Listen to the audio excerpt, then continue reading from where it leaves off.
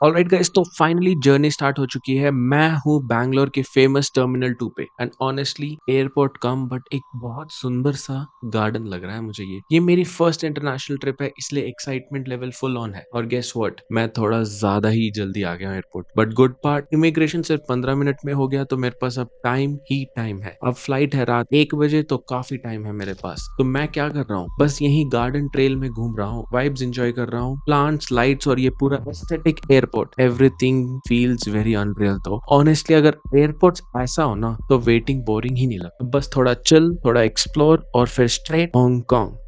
All right, finally boarding हो चुकी है। Flying with Cathay Pacific and honestly first impressions pretty good. Seating काफी comfortable है, leg room भी डिसेंट है, तो लग रहा है लॉन्ग फ्लाइट स्मूथली निकल जाएगी। और हाँ, फ्लाइट में ब्रेकफास्ट भी मिला, not bad at all. International trip feels official now. Next thing you know, good morning Hong Kong. सुबह 9:30 बजे हम लैंड किए, fresh vibes, new country energy on point. Immigration भी स्मूथली हो गया और मुझे ये एंट्री स्लिप मिली जो नेक्स्ट 14 डेज के लिए वैलिड है। मतलब officially welcome to Hong Kong, adventure starts now. Airport से बाहर निकलते ही सबसे पहला काम ऑक्विस कार्ड। मैंने लिया $170 का, जिसमें से अराउंड $125 मिल जाते हैं स्पेंड करने के लिए। और ये कार्ड आप रिचार्ज भी कर सकते हो। बस हो, ट्रेन हो, खाना हो या शॉपिंग, सब जगह काम आता है। ऑनेस्टली काफी कन्वीनियंट सिस्टम है, नो टेंशन एट ऑल। उसके बाद मैंने डायरेक्ट बस ली तुंग चुंग स्टेशन के लिए। वहां मुझे मेरे बाकी फ्रेंड्स मिलने वाले थे, प्रॉपर रीयूनियन वाइब्स। फिर हम सब गए एनकॉन्ग पिंग केबल कार। आने जाने की टिकट के लिए हमारे लगे $290। और भाई साहब, व्यूज तो नेक्स्ट लेवल थे। नीचे माउंटेन, सी, ग्रीनरी, पूरे राइड में बस एक ही रिएक्शन था, वाओ। ऑनेस्टली हांगकांग का ये एक्सपीरियंस शुरू से ही सॉलिड लग रहा है।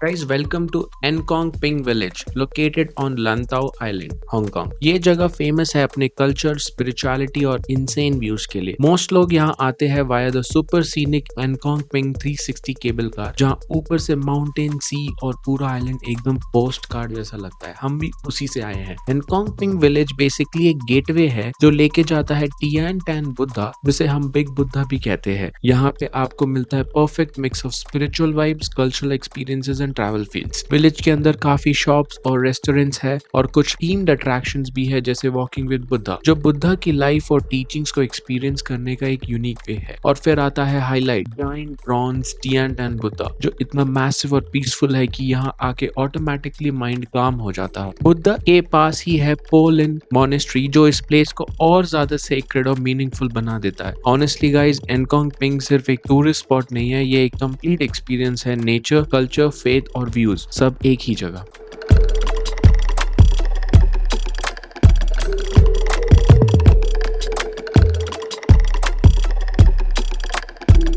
टॉप सिम शा सुई यानी EST, हांगकांग का one of the most happening और vibrant areas, located at the southern tip of Kowloon peninsula. जैसे ही हम यहाँ पहुंचे, पूरा एरिया एनर्जी से भरा हुआ था। इधर लोग परफॉर्मेंस कर रहे हैं, street artist, music, full live vibe. और सामने देखो गाइस, विक्टोरिया हाफ। वाटर के उस साइड दिख रहा है हांगकांग का आइकॉनिक स्काईलाइन, इतनी सारी टॉल बिल्डिंग्स, लाइट्स और reflections, literally post card moment. यहाँ से क्रूज भी दिखती है, स्लोली वाटर पे ग्लाइड करती हुई, परफेक्ट कॉन्ट्रास्ट बिटवीन काम वाटर और busy city life.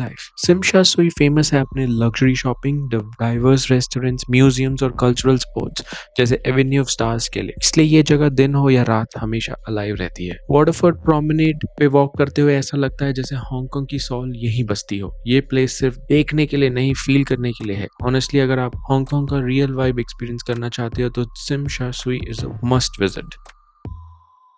Good morning Hong Kong, ये है मेरी पहली सुबह इस ब्यूटीफुल सिटी में और ऑनेस्टली सुबह की वाइब भी अलग लेवल की होती है। डे स्टार्ट किया हमने प्रॉपर लोकल स्टाइल ब्रेकफास्ट के साथ, पाइनएप्पल बन और हॉट टी। सिंपल सा breakfast but tasteful, on comfort food जैसा लगा। इस मोमेंट पे बस एक ही थॉट था, okay I am officially in Hong Kong now. Breakfast के बाद हम चले Kowloon Walled City Park, located in Kowloon City. ये जगह हिस्ट्री और पीस का परफेक्ट मिक्स है। Fun fact guys, Kowloon Walled City पहले 15th सेंचुरी से एक मिलिट्री स्ट्रॉन्ग होल्ड था और बाद में ये जगह एक डेंस स्लम बन गई थी। 1990s में हांगकांग गवर्नमेंट और पीपल्स रिपब्लिक ऑफ चाइना के एग्रीमेंट के बाद पूरा एरिया डिमोलिश कर दिया गया। आज यहाँ एक ब्यूटीफुली डिजाइंड पार्क है जहाँ कुछ हिस्टोरिक बिल्डिंग्स और फीचर्स प्रिजर्व किए गए हैं ताकि उस टाइम की हिस्ट्री जिंदा रहे। पार्क के अंदर वॉक करते हुए इतना काम और पीसफुल फील होता है कि इमेजिन करना मुश्किल है कि ये जगह कभी इतनी क्राउडेड और केओटिक थी। उसके बाद कोई फिक्स्ड प्लान नहीं, बस हम हांगकांग की स्ट्रीट्स में वॉन्डर करते रहे। Busy roads, local lanes, neon sign, street life, और मैंने कैप्चर किए काफी एंगेजिंग स्ट्रीट शॉट्स।